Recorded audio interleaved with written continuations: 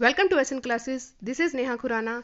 सो guys, आज का जो मेरा टॉपिक है वो है संविधान से रिलेटेड। जैसा कि आज आपको सबको पता ही है कि क्लास 7 की जो सिविक्स है वो कंप्लीट हो चुकी है और आज बारी है क्लास 8 की सिविक्स स्टार्ट करने की। लेसन नंबर 1 है संविधान। लेकिन उस लेसन को स्टार्ट करने से पहले मैं आपको कुछ संविधान के बारे में बताना चाहूँगी, कुछ ट्रिक्स के साथ बताना चाहूँगी जिसमें हमको दिक्कत होती है तो उसी लेसन में, ऐसा कुछ नहीं है, लेकिन उसको कुछ अलग तरीके से मुझे आपको बताना था। तो ये वीडियो ज़रा सा आपको अच्छा लगे तो प्लीज़ लास्ट में लाइक शेयर एंड सब्सक्राइब ज़रूर कीजिएगा। वीडियो के एंड तक बने रहिएगा क्योंकि शिक्षा से रिलेटेड जितने भी संविधान में क्वेश्चंस बनते हैं वो भी मैं आपको करवाने की पूरी कोशिश करूँगी, जितने मुझे मिले हैं या बने हैं। ओके, चलिए वीडियो को स्टार्ट करते हैं। भारतीय संविधान सभा, इसमें क्या हुआ था? कैबिनेट मिशन की संस्तुतियों के आधार पर भारतीय संविधान की निर्माण करने वाली संविधान सभा का गठन गाइस जुलाई 1946 में किया गया था। यहाँ से इस चीज़ की स्टार्टिंग हुई है जुलाई में। ओके, तो ये चीज़ आपको याद रखनी है। इसके बाद अब इसकी संख्या बतानी है कि इसमें जो सदस्य हैं इनकी संख्या कितनी थी। 389 थी। ओके, 9 दिसंबर, जुलाई से दिसंबर में आ गए हैं, आपको ये चीज़ याद रखना है। 1946 ही चल रहा है। 9 दिसंबर 1946 को संविधान सभा की जो प्रथम बैठक हुई थी, कहाँ हुई थी? वो हुई थी नई दिल्ली में। सभा के जो सबसे बुजुर्ग सदस्य थे डॉक्टर सच्चिदानंद सिन्हा को सभा का अस्थायी सदस्य चुना गया था। जुलाई से हम आए दिसंबर तक, तो ये जो चीज़ है आपको याद रखनी है। 1946 की जो ये चीज़ आपको याद रखनी है। इसमें क्या था कि 10 लाख की आबादी पर एक स्थान का क्या किया गया था? आवंटन किया गया था। अब यहाँ जो बताया गया है कि महिलाओं की कितनी संख्या थी, महिला जो सदस्य थी उनकी संख्या 12 थी। 389 में से मतलब जो 12 थी वो महिला थी। ओके, अब 11 दिसंबर 1946 को, अब यानी कि 9 दिसंबर को तो हुई बैठक, हुई नई दिल्ली में, ठीक है, और सच्चिदानंद सिन्हा को अस्थायी सदस्य चुना गया। इसके बाद 2 दिन बाद ही 11 दिसंबर 1946 को डॉक्टर राजेंद्र प्रसाद को संविधान सभा के स्थायी अध्यक्ष निर्वाचित की। मतलब कि यहाँ पर स्थायी आ गया और यहाँ 9 तारीख को अस्थायी थे। आपको जो नाम है वो याद रखना है, डॉक्टर राजेंद्र प्रसाद, डॉक्टर सच्चिदानंद सिन्हा। चलिए आगे बढ़ते हैं। अब यहाँ बताया गया है कि निर्माण की प्रक्रिया में टाइम कितना लगा है। तो 2 वर्ष 11 महीने 18 दिन इस संविधान को बनाने में वक्त लगा है। संविधान को जब 26 जनवरी 1949 को संविधान सभा द्वारा पारित किया गया तब इसमें कितने भाग थे? ये बहुत ज़्यादा इंपॉर्टेंट है गाइस। 22 भाग थे, 395 अनुच्छेद थे और 8 जो थी अनुसूचियां थी। ठीक है, सम विषम सम। अगर कहीं भी आपको ऐसा कुछ दिख जाए कि आपसे डायरेक्ट पूछा जा रहा है, देखिए ऐसे कोई ना ट्रिक नहीं होती, हम ट्रिक्स कितनी याद कर लेंगे। मेरा कोई ऐसा मानना नहीं है कि हम आपको एक पर्टिकुलर ट्रिक दे देते हैं, आप उस ट्रिक को बार बार कर रहे हैं, भूल जाओगे, ऐसा कुछ नहीं है। कहीं भी आपको दिखे 22 395 8 तो आपके माइंड में यही आ जाएगा सीधा, कोई ट्रिक नहीं है। सम विषम सम, 22 भाग हैं, 395 अनुच्छेद हैं और 8 अनुसूचियां थी। ठीक है, 26 जनवरी 1949 की यहाँ पर बात की जा रही है। संविधान सभा की जो अंतिम बैठक हुई थी गाइस वो 24 जनवरी 1950 को हुई थी। तो ये जो चीज़ है आपको याद रखनी है कि संविधान सभा की जो अंतिम बैठक हुई थी वो कब हुई थी? 24 जनवरी 1950 को, यानी कि 2 महीने 2 दिन से पहले। ठीक है, तो ऐसे आप याद कर सकते हैं। अगर आपको एक चीज याद है तो उसके बाद आप उसके जो है कनेक्ट करके याद आसानी से कर सकते हैं। स्टार्टिंग कहाँ से हुई थी? जुलाई 1946 से, फिर सीधा आ गया 9 दिसंबर, उसके बाद आया 11, फिर आया 26 नवंबर, फिर आया 24 जनवरी। ठीक है, तो इस तरह ये क्रम चलता रहा और होप सो आपको जो है याद हो गया होगा।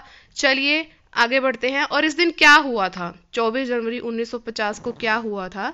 उस दिन संविधान सभा के द्वारा डॉक्टर राजेंद्र प्रसाद को, जो कि कब बने थे स्थायी सदस्य, कब बने थे वो? 9 दिसंबर को बने थे? नहीं, 11 दिसंबर 1946 को बने थे वो जो कि स्थायी सदस्य बने थे, ठीक है। और इन्हीं को ही क्या किया, भारत का राष्ट्रपति चुना गया 24 जनवरी 1950 को। तो इस तरह आप जो है इस चीज को याद कर सकते हैं। चलिए अब बढ़ते हैं भारतीय संविधान के विदेशी स्रोत कि किन किन स्रोतों के द्वारा हमारे संविधान का जो है गठन हुआ, ठीक है। सबसे पहले जो हम बात करेंगे वो बात करेंगे संयुक्त राज्य अमेरिका की। जैसा कि नाम बड़ा है तो पहले ही इसका नाम आ गया। इससे हमें क्या क्या मिला, मौलिक अधिकार मिले। मौलिक अधिकार के साथ साथ हमें उससे पुनरावलोकन करने की भी, जो न्याय से रिलेटेड है, वो भी हमें यहाँ से चीज मिल गई। हम जब किसी चीज की स्टार्टिंग करते हैं तो उसको सर्वोच्च करने के लिए भी जो फर्स्ट पॉइंट होता है तो हम उसको पहले लाते हैं। तो संविधान की सर्वोच्चता भी इधर हमें इससे हमें मिली है, संयुक्त राज्य अमेरिका से। न्यायपालिका की स्वतंत्रता भी इसी के साथ जुड़ी हुई है। राष्ट्रपति है, निर्वाचित जो राष्ट्रपति होते हैं उस पर महाभियोग हुआ। उपराष्ट्रपति का कुछ करना हुआ। उच्चतम और उच्च न्यायालयों के न्यायाधीशों को अगर हटाना है, उसकी जितनी विधियां हैं, वित्तीय आपात है, ये सब कुछ हमें किससे मिला, संयुक्त राज्य अमेरिका से। तो एक दो चीज आप याद कर सकते हैं, साथ में अपने आप ही जोड़ सकते हैं। ब्रिटेन से हमें क्या मिला, ब्रिटेन से हमें मिला संसदात्मक शासन प्रणाली मिली। यहां से हमें एकल नागरिकता के बारे में पता लगा और विधि निर्माण प्रक्रिया पता लगी, ठीक है। ऑस्ट्रेलिया से हमें क्या मिला, ऑस्ट्रेलिया से हमें मिली भाषा। ऑस्ट्रेलिया भाषा इस तरह याद कर सकते हैं। और समवर्ती सूची का प्रावधान जो कि शिक्षा का है, तो समवर्ती सूची यहीं से मिली है। केंद्र और राज्य के बीच संबंध और शक्तियों का विभाजन हम किस तरह कर सकते हैं, ये ऑस्ट्रेलिया से हमें मिला है। संसदीय विशेषाधिकार हमें मिले हैं। जर्मनी से हमें क्या मिला है, आपातकाल का प्रावधान जो है हमें जर्मनी से मिला है। कनाडा से मिला है हमें संघात्मक विशेषताएं, जो मिली हमें कनाडा से मिली हैं। दक्षिण अफ्रीका से हमें क्या मिला है, संविधान संशोधन की प्रक्रिया का प्रावधान हमें दक्षिण अफ्रीका से मिला है। संशोधन करना हो, संविधान हमने इतना बना तो लिया, उसमें कुछ हमने ऐड करना है या रिजेक्ट करना है, कुछ भी करना है, संशोधन करना है, तो हमें लास्ट जो मिला है दक्षिण अफ्रीका से मिला है। दक्षिण अफ्रीका को आप गांधी जी से रिलेटेड कर सकते हैं। और संयुक्त राज्य अमेरिका को आप कह सकते हैं कि बड़ा देश है, बड़ा नाम है, तो ये फर्स्ट नंबर पे आएगा। ऑस्ट्रेलिया से हमें मिली है भाषा, समवर्ती सूची मिली है ऑस्ट्रेलिया से। तो इस तरह जो चीजों को जोड़ जोड़ के करेंगे ना तो आसानी से याद रह जाएंगी। भारतीय संविधान का सबसे अधिक प्रभाव भारतीय शासन अधिनियम जो कि 1935 का था, ये बहुत इंपॉर्टेंट है, ये आप याद रख लीजिएगा।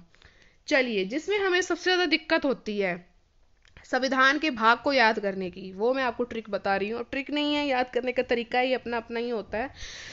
भाग 1 में क्या बताया गया है, भाग 1 में बताया गया है संघ और उसका राज्य क्षेत्र। संघ है, कोई हम लोग हैं, हमने क्या किया, उसकी हमने संघ बना लिया, समुदाय बना लिया। अब समुदाय तो बन गया है तो उसके आसपास का क्षेत्र भी होगा, तो ये संघ हो गया। और उसका जो है राज्य क्षेत्र, उस जो राज्य का क्षेत्र हो गया। अब संघ है, उसमें उसका राज्य क्षेत्र है, तो उसमें नागरिकता को भी प्रायोरिटी देंगे ना, तो नागरिकता होगी भाग 2 में। ओके, नागरिकता तो हमें मिल गई है, तो अब हमें मौलिक अधिकार भी कुछ दिए जाएंगे, तो मौलिक अधिकार भाग 3 के अंतर्गत आते हैं। मौलिक अधिकार दे दिए गए हैं तो कुछ ना कुछ उनको नीति भी प्रोवाइड कर दी जाएगी। तो भाग 4 में क्या होगा, राज्य के नीति निर्देशक तत्व। तो ये चीज आपको याद रखनी है। अब एक बार फिर से क्या हुआ कि संघ और उसके राज्य क्षेत्र के बाद 5वें भाग में फिर से संघ आ जाता है। तो याद करने का क्या तरीका होगा कि पहला जो हुआ विषम हुआ और 5वें में फिर से जो है संघ आ गया। पहले और 5वें को जोड़कर आप जो है चीज याद कर सकते हैं कि 5वें भाग में आया संघ। अब संघ आ गया, राज्य भी तो आएगा ना साथ साथ, तो पीछे पीछे क्या हुआ, राज्य भी आ गया भाग 6 में, ठीक है। अब राज्य के हुआ, मैं आपको कब से विषम विषम बोले जा रही हूं ना कि पहला हुआ फिर 5th आ गया। अब जो है ना हम सम संख्या को ले लेते हैं, तो पहली सूची अनुसूची के भाग 6 के राज्य जो हैं वो 7th में आ जाएंगे। ओके, अब भाग 8 में क्या हुआ कि जो हम सम विषम खेल रहे थे, तो भाग 8 में यानी कि जो सम संख्या है, इन दोनों को मिलाकर 5th और 6th को मिलाकर संघ राज्य क्षेत्र आ गए हैं, ठीक है। संघ राज्य क्षेत्र आ गए भाग 8 में। भाग फिर 9 में, उनमें पंचायतें भी इंक्लूड होगी हैं 9 में। नगर पालिकाएं भाग 9 क के अनुसार है नगर पालिकाएं। 10वें में क्या आ जाता है कि अनुसूचित जनजाति क्षेत्र, ये आप जो है अलग से याद कर सकते हैं, ठीक है। अनुसूचित जनजाति क्षेत्र जो आती हैं भाग 10 में आती हैं। 11 में क्या होगा, अब संघ राज्य जो 5वें और 6ठे में थे, संघ राज्य क्षेत्र थे, अब उनके बीच में संबंध तो कुछ ना कुछ होंगे ही, तो भाग 11 में आ गया संघ और राज्यों के बीच में संबंध, ठीक है। अब जब संबंध बन जाते हैं तब कुछ ना कुछ तो आदान प्रदान होता ही है, तो पैसों का हम यहाँ पे आदान प्रदान कर रहे हैं, तो भाग 12 में आ गया वित्त और संपत्ति सुविधाएं और वाद, जो कि भाग 12 में है। इस तरह आप जो है चीज को याद कर सकते हैं। अब जब पैसे आ गए हैं तो हम उससे कुछ व्यापार भी कर सकते हैं, तो भारत के राज्य के भीतर व्यापार वाणिज्य और समागम जो है होने लगा भाग 13 में। अब जब वाणिज्य हो गया, व्यापार हो गया, तो उसके कुछ ना कुछ हम उसको जो है सेवाएं भी देंगे, तो भाग 14 में क्या हुआ, संघ और राज्य के अधीन क्या आ गई, सेवाएं आ गई, तो भाग 14 में ये हुआ। अब सेवाएं मिल गए हैं तो उस पे हमारा अधिकरण भी होगा, तो भाग 14 क के अनुसार जो होगा अधिकरण। अधिकरण में हमने कुछ लोगों का क्या क्या निर्वाचन कर दिया, तो 15 में हम निर्वाचन में आ गए। अब निर्वाचन किया तो कुछ जो विशेष वर्ग होते तो उनके साथ हमारा कुछ मेल जोल हो गया, तो भाग 16 में आ गया कुछ वर्गों के संबंध में विशेष उपबंध। अब उनको हमने एक दे दी राजभाषा की, आपने यही राजभाषा बोलनी है, तो भाग 17 में आ गया राजभाषा। राजभाषा के साथ साथ उनको बता दिया कि आपातकालीन में तुम क्या क्या करोगे, तो फिर भाग 18 में उनको आपातकालीन में ये जो है लाइंस बोलनी है, वर्ड्स बोलने हैं, भाषा बोलनी है, तो भाग 18 में ये आ गया। भाग 19 में क्या हुआ, प्रकीर्णन हुआ। इसमें उनको कुछ रोशनी से दे दिए कि हाँ आप इस चीज को ऐसे कर सकते हैं, आपातकालीन में आप क्या क्या कर सकते हैं कि हम उस चीज से बच सके, तो ये याद करने का तरीका हुआ, तो भाग 19 में ये आ गया। भाग 20 में हुआ संविधान का संशोधन, कि भाग 20 में हम किस तरह संविधान का संशोधन कर सकते हैं, तो ये भाग 20 में जाकर हुआ, जो बहुत ज्यादा इंपॉर्टेंट है। ओके 21 में भाग 21 में क्या कहा गया है कि अस्थायी संक्रमणकालीन और विशेष उपबंध। अब आप इस चीज को कैसे याद कर सकते हैं, आप इसको कोरोना से रिलेटेड कर सकते हैं कि जो अस्थायी जो कोरोना चल रहा है, संक्रमण चल रहा है, वो 2021 तक चलेगा, तो उसका कनेक्शन वहां से किया मैंने भाग 21 का। भाग 22 का किया, संक्षिप्त नाम दे दिया, उसको प्रारंभ दे दिया और हिंदी में प्राधिकृत पाठ और निरंसन दे दिया, उस चीज को मैंने संक्षिप्त नाम दे दिया। भाग 22 में कोविड-19 जिसको हम कहते हैं प्रारंभ दे दिया, वुहान जो है शहर से हुआ था, तो इस तरह आप इस चीज को याद कर सकते हैं। भाग 21 और भाग 22 बिल्कुल अलग हो गया, इसको आप कोरोना से जो है रिलेटेड कर सकते हैं। तो ये ट्रिक कैसे लगी मुझे कमेंट सेक्शन में जरूर बताइएगा। ओके तो चलिए आगे बढ़ते हैं। जो मैंने आपको कहा था कि लास्ट में मैं आपको क्वेश्चन करवाऊंगी जो शिक्षा से रिलेटेड है, कि भारतीय संविधान में शिक्षा का प्रावधान है, जैसा कि मैंने ऊपर ही आपको बताया था, समवर्ती सूची में है। किसने कहा था कि पवन और पानी सभी के लिए मुफ्त है, उस तरह शिक्षा भी सभी बच्चों को निःशुल्क मिलनी चाहिए, ये कहा था गांधी जी ने। शिक्षा के अधिकार को किस मूल अधिकार के साथ जोड़ा गया है, तो अनुच्छेद 21A के साथ उसको जोड़ा गया है। शिक्षा का मौलिक अधिकार कानून कब अस्तित्व में आया था, तो 1 अप्रैल 2010 को शिक्षा का मौलिक अधिकार जो है कानून में आया था। संविधान के किस संशोधन द्वारा शिक्षा के अधिकार को मौलिक अधिकार का दर्जा दिया गया है, 86वें जो है संशोधन के द्वारा शिक्षा के अधिकार को मौलिक अधिकार में जोड़ा गया है, जो कि भाग 3 के अंतर्गत आता है। मैंने आपको ट्रिक भी बताई है, तो वो जरूर देखिएगा। ओके तो भारतीय के संविधान के नीति निर्देशक तत्वों, मौलिक अधिकार के बाद हम क्या करते हैं, नीति जो उनको निर्देश दे देते हैं, नीति दे देते हैं, तो ये भाग 4 के अंतर्गत आती है। देखिए कितना आसान हो जाता है ट्रिक के बाद।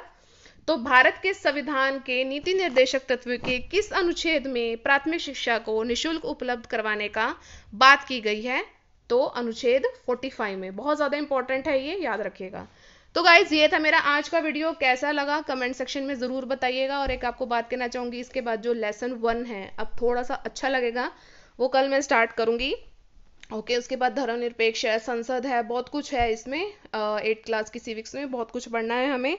और इसके साथ साथ गाइस ज्योग्राफी की जो सीरीज है वो भी मैं स्टार्ट करूंगी, 6th क्लास से ही स्टार्ट कर दूंगी। मेन जो पॉइंट्स उसमें डिस्कस करेंगे, साथ साथ हिस्ट्री भी हम इसमें कवर करेंगे।